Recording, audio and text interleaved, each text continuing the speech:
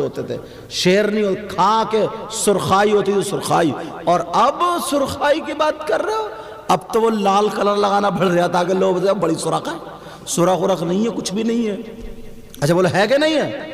اب تو وہ پاندان لیے گھوم رہی ہے کئی کلر کے کئی قاری صاحب۔ ایک جگہ ہم گئے شادی میں پروگرام میں، جب گئے شادی میں، نام نہیں بتاؤں اس میں آ جاتا، جب ہم گئے پروگرام میں انہوں نے روک لیا، بولے سرکار بس صبح چلے جانا سرکار، صبح فجر کی نماز پڑھا کے۔ میں نے کہا ٹھیک ہے۔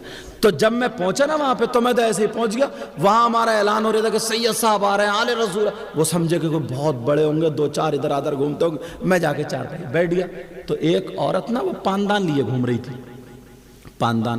میں سمجھا بیچاری پان ان کھائے گی، مجھے کیا پتا۔ تو اس نے دیکھا بلب کے سامنے بیٹھ گئی، جب اس نے پاندان کھولا تو اس میں کئی ڈبیاں اس نے نکالی، کئی کوچیاں اور رنگ ملایا کئی طریقے کا ملا کے، اور منہ کو پوتنے۔ ارے میں نے کہا تو کچھ اور ہے، وہ منہ کو پوتنے لگی۔ اب اس نے منہ کو پوتا، پھر برش نکالا منہ کو، جیسے جوتے کی چمک پیدا نہیں کرتا، رگڑ رگڑ کے ایسے رگڑ کے چمکا رہی ہے، منہ کو رگڑ رگڑ کے۔ میں سمجھ گیا ان کو ہو بڑی خطرناک ہے یہ تو، مجھے کیا پتا۔ ارے سانولے رنگ کی تھی، 10 منٹ نہیں لگے نری بھوری ہو گئی، وہ 10 منٹ بالکل چینج، 10 منٹ میں بدل گئی۔ میں نے کہا اب تو کوئی اسے پہچانے گا ہی نہیں۔ اس نے پتہ نہیں کون سا لگایا نا، لگانے کے بعد اب اس نے نکالا ایک برش، تو میں سمجھا نا دانت مانجے گی شاید، تو اس نے برش توڑی، یہ جو آنکھوں کے پلک ہوتے نا، یہ پلک اس کو ایسے لگا رہی تھی۔ میں نے کہا یا اللہ، یا 2 دن ہو گئے بال نکلے اور یہ تو پلک بھی نہیں چھوڑ رہی۔ اب اس نے لاسٹ میں نکالی پینسل، تو میں سمجھا لکھے گی، کیا کیا لکھا کیا نہیں، تو وہ لکھ نہیں رہی تھی، یہ جو ہوٹ ہوتا نا ہوٹ، اس کا بارڈر بنا رہی تھی، تو اس وجہ سے کہ ادھر کے ادھر لال ہی نہ لکھے۔ ارے میں نے کہا کم وقت کہاں جا کے مرے گی تو۔ میں نے کہا ہو کیا گیا، اس نے یہ بارڈر بنا لیا، بارڈر۔ میں نے کہا آج ہونے دو تقریر ایک بڑھیا اور اس کا پاندان، آج موضوع یہی رہے گا۔ توبہ حالات ایسے، آدھے منٹ آدھے گھنٹے میں تم پہچان نہیں پاتے اس کو، آدھے گھنٹے میں۔ اللہ الصمد۔ اب امام صاحب آئے، بولے چلیے سرکار، 8 10 20 آدمی جتنے بھی ہوئے چلیے۔ صاحب ہم نے صافہ باندھا، وضو بنایا، صافہ باندھا، پہنچ گئے۔ اب تو بوڑے چکر میں یہی، تو میں نے کہا تمہارے گھر میں ایک بڑھیا اور پاندان ہے، اور یہاں سے موضوع لے کے جب چلا ہوں میں، اور جب تقریر کی، اب وہ میرے سامنے نہیں پڑی دکھائی، تو یار اندازہ لگاؤ، یہ نقلی خوبصورتی ہے، یہ نقلی حسن ہے، یہ نقلی کیا بولیں گے اچھا پن ہے۔ اصلی پیدا کرو یار، اصلی پیدا۔ جو کھائے پیے ہوتا نا اس کی سرخائی الگ ہوتی ہے۔ اب تو 2 مہینے شادی ہوئے، آنکھوں کے نیچے اندھیرا آ رہا، چکر آ رہے ہیں، گالوں میں گڈھے، آنکھیں تیرا رہی ہیں اور ڈھولتے پھر رہی ہیں صاحب ایسے۔ ارے کیا ہو گیا، یہ 15 سال کے بچوں کا لیور خراب ہے، کھانا ہی یہ کھانا۔ ان سے پھاوڑے چلواؤ، ان کے ہاتھ میں جو تم نے موبائل دے دیے نا، موبائل، یہ جو کتے بھونکاتے پھر رہے موحلے میں، شام کو کھانا کھایا اندھیرا ڈھونڈ رہے آپ، سمجھے کونے کچالے ڈھونڈ رہا ہے موبائل چلانے کے لیے۔ انہیں پڑھاؤ، ان سے کام کراؤ، ان کا پسینہ نکلے، ان کی رگیں کھلیں، ان کی بھوک بڑھے، یہ کھانا کھائے، نمازیں پڑھواؤ، پاک صاف رہیں۔ یہ آدھی سے زیادہ بیماریاں محنت کرنے میں ختم ہو جائیں گی، آدھی سے زیادہ بیماریاں ختم ہو جائیں گی۔ مگر اللہ اللہ، پہلے کی ماں پوری ماں ہوتی تھی، آج کی ماں ادھی ماں کیسے ہے وہ بھی سن لو بتا دوں۔ پہلے کی ماں اگر بچہ روتا تھا تو رات بھر لوریاں دیا کرتی تھی اور بچوں کو دودھ پلایا کرتی تھی، اور آج تو 1 سال کا بچہ یا بچی ہے، دودھ بھی ڈبے کا پی رہا یا گائے بھینس کا پی رہا ہے۔ اللہ اللہ، رات کو بچہ یا بچی رونے لگی، دودھ چاہیے اسے۔ اب اس میں اتنی بھی ہمت نہیں ہے کہ باورچی خانے میں چلی جائے، اتنی بھی طاقت نہیں ہے رسوئی سے لا کر کے دودھ بنا کر کے پلا دے۔ اس آدھی ماں نے کیا किया सुनो, वो दूध लेने नहीं गई मगर तकिए के नीचे जो इतना बड़ा मोबाइल रखा, इतना बड़ा मोबाइल तकिए के नीचे से निकाला और मोटू पतलू लगाए और बच्चे के सामने रख दिया। अब बच्चा देख रहा है उसे कि ये है क्या, मेरे अब्बा तो है नहीं है। चक्कर में डाल दिया इस माँ ने 1 साल के बच्चे को। फिर ध्यान लगा रहा, कह रहे अम्मा होंगी, कह रहे नहीं नहीं अम्मा भी नहीं है ये। भूल गए बेचारा दूध को भी, भूल गए अम्मा अब्बा को मोबाइल में। सुबह 1 साल का बच्चा क्या जाने गाना क्या है, नात क्या है, तकरीर क्या है, मगर चुप गया, कुछ तो ध्यान लगा रहा वो। उसकी आंखें बर्बाद कर दी इस माँ ने अपने चक्कर में। इसको माँ कहोगे? आधा इसने पाला और आधा मोबाइल ने पाला, इसलिए अद्धी माँ है तकिए के नीचे। समझ में आ रही जो मैं इशारे कर रहा था?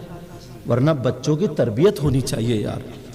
आज कुछ बातें ऐसी हैं जो हमारी गैरों में चली गई हैं। 4 बजे से उठेगी वो, पूरे घर को झाड़ेगी, पोछेगी, बाहर तक पानी मारेगी, दरवाजे में भी झाड़ू लगा के आएगी।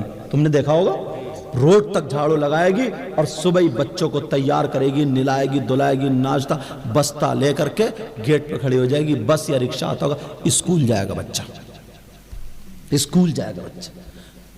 समझे? एक जगह नमाज पढ़नी थी तो देखें यार मस्जिद कहाँ मिलेगी, तो मोहल्ले में बच्चे लड़ रहे थे, गालियाँ बक रहे थे गंदी गंदी। मैंने कहा ठहर जाओ, यही मुसलमानों का मोहल्ला है, इसी में मस्जिद मिलेगी। बोले क्यों? मैंने कहा देख नहीं रहा बच्चों की हालत। तो वाकई जब ढूंढा तो एक मस्जिद थी, मस्जिद मिल गई। अपने आप को हमें संभालना चाहिए, अपने आप को सुधारना चाहिए। हजरत निजामुद्दीन की माँ रो रही है, दुआ कर रही है, मौला मेरे बच्चे को भेज दे। हवा का झोंका आया, बच्चा आ गया, माँ मैं मौजूद हूँ। माँ ने कलेजे से लगाया, उनसे पूछा गया वो चादर कौन सी थी? वो निजामुद्दीन की माँ, वो खुद कहती है कि जिंदगी में कभी मेरा सर नंगा नहीं हुआ, चादर मैंने सर से नहीं उतारी। एक दिन ताज्जुद के बाद मैं कुरान पढ़ रही थी, मुझे नींद आ गई, टेक लगा ली, नींद के झटके में चादर सर से उतर गई।